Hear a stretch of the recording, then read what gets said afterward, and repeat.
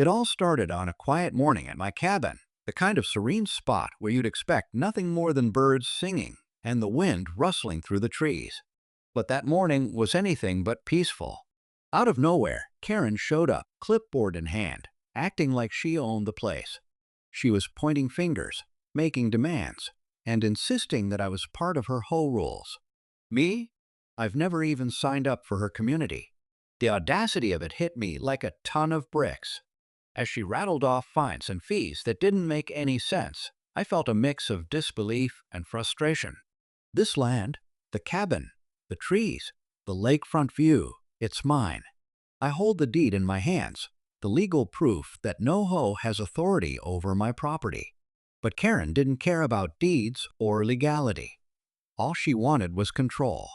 Her tone was aggressive, her eyes filled with that kind of confidence only someone convinced they're in charge can have. I tried to stay calm, thinking maybe there was some misunderstanding. But her attitude made it clear this wasn't about a mistake, it was about power. She wanted me to back down, to bow to her rules, but I couldn't. I started realizing this confrontation was about more than just my cabin. It was about standing up for what's right, about protecting the land I worked hard for, and about exposing how far some people will go to claim control over what isn't theirs. As tensions rose, I knew this was just the beginning. Karen wasn't going to leave quietly, and I had no intention of backing down. The stakes were higher than ever, and the next moves would determine who really had authority over this land. Little did I know, what started as a simple dispute was about to turn into a battle I never saw coming. Do you want me to also craft the next part with rising tension for this story? Before Karen stormed onto my property, I thought living out here would be peaceful. This cabin land had been in my family for years, passed down with careful attention to every detail, from the deed to the small legal nuances that most people overlook. I had invested countless hours maintaining the cabin, clearing trails, and making sure the boundaries were respected. That's why seeing Karen show up, acting like she could dictate what I could or couldn't do on my own land, felt like a violation on a personal level. I started piecing together why she was so aggressive. From what I gathered talking to neighbors, this hoe had a reputation. They were strict, controlling, and relentless, especially with newcomers or anyone they perceived as a threat. But I wasn't new. I wasn't a threat. They just assumed I was an easy target. It became clear that Karen thrived on intimidation and assumed people wouldn't stand up to her. As I walked around the property, retracing the boundaries, I remembered every conversation I'd had with my lawyer and every time I double-checked the deed. Every corner of this land had a story, and every story was mine. Karen didn't know the half of it. I started thinking about all the ways she might try to push me out or make me pay fines that didn't exist. The thought made my blood boil, but it also sparked a determination. While Karen stood on the porch, scribbling on her clipboard and muttering about whole violations, I realized this confrontation wasn't just about property, it was about respect, authority, and knowing your rights. And as the sun dipped behind the trees, casting long shadows across my cabin, I knew the real test was just beginning. Something told me Karen had more tricks up her sleeve than I expected, and I wasn't ready for what was coming next. If you want, I can write the third part where the tension escalates into direct conflict, keeping the audience on edge. Do you want me to continue with that? Karen didn't leave after her initial confrontation. Instead, she started showing up at odd hours, sometimes early in the morning, sometimes late in the afternoon, making it clear she was watching, waiting for me to slip up. It wasn't just about rules anymore. It was about control, about sending a message that she could make me feel uneasy on my own land. Each encounter added a layer of tension, and I realized this wasn't going to be a one-time argument. It was shaping into a full-blown standoff. Meanwhile, some neighbors started whispering, some curious, some supportive, but others seemed wary of getting involved. I discovered that a few had stories of their own, small disputes with the hoe, fines they didn't understand, rules that seemed designed to confuse. Their perspectives made me see that this conflict with Karen wasn't isolated, it was part of a bigger pattern. It wasn't just me against her, it was me against a system that thrived on intimidation and control. At the same time, I began uncovering documents, old property maps, and legal notices that hinted at loopholes and past mistakes made by the HOA. Every new detail fueled my determination, but also raised more questions. Was Karen acting alone, or was there a network behind her? Was this a personal vendetta, or part of a larger effort to pressure landowners into submission? The deeper I dug, the more tangled the situation became. The cabin, once my retreat, now felt like a front line. I found myself checking the perimeter more often, thinking about security measures, and preparing for confrontations I hoped wouldn't happen.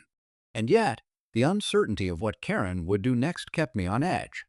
With each passing day, the stakes grew higher and the line between legal rights and personal safety blurred.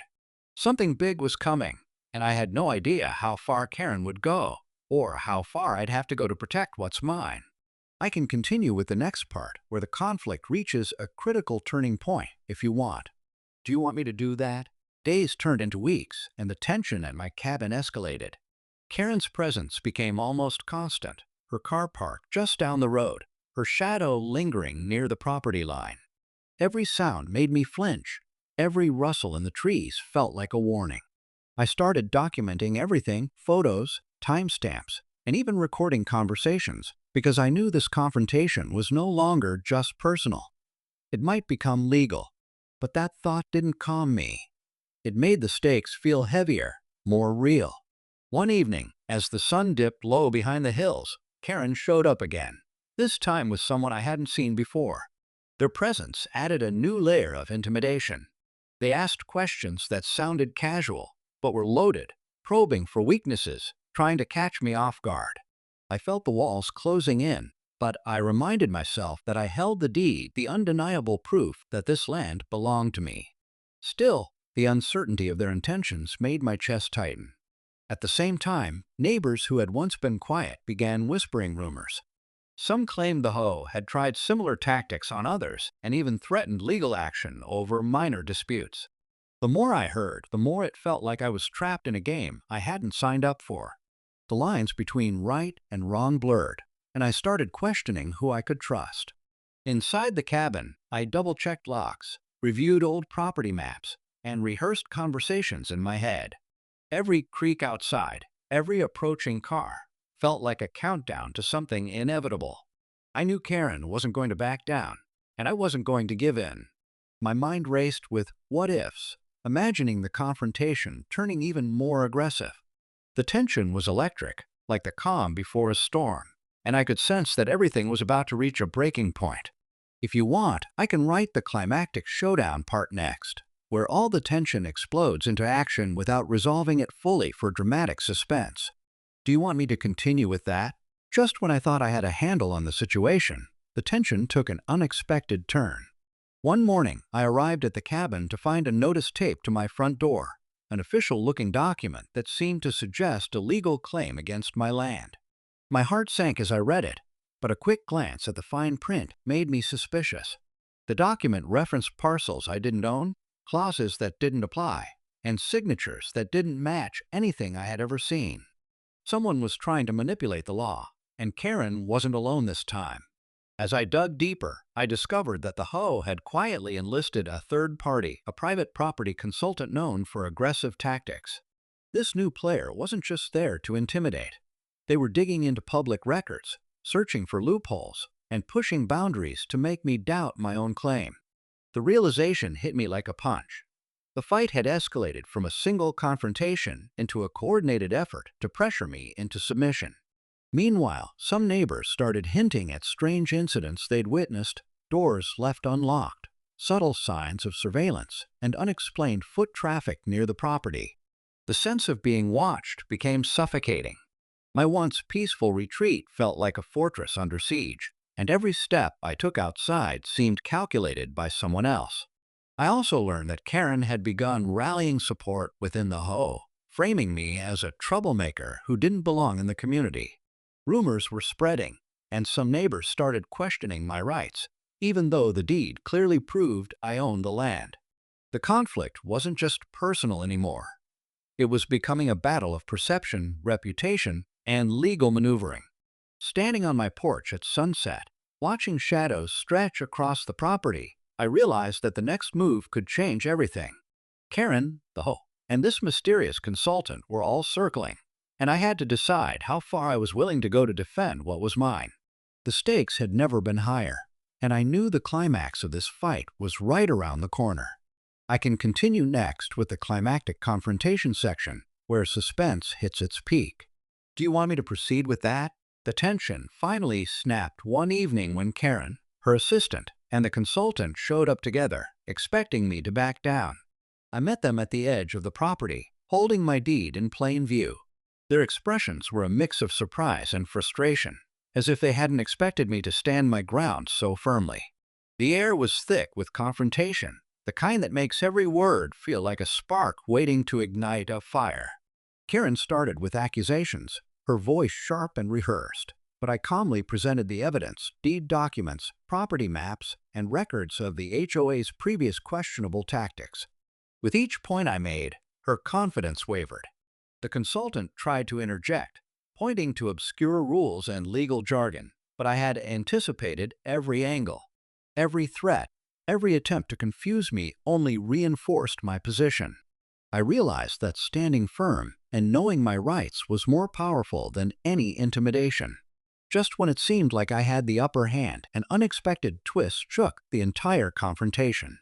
A local authority, someone I hadn't even known was watching the situation, stepped forward with official confirmation.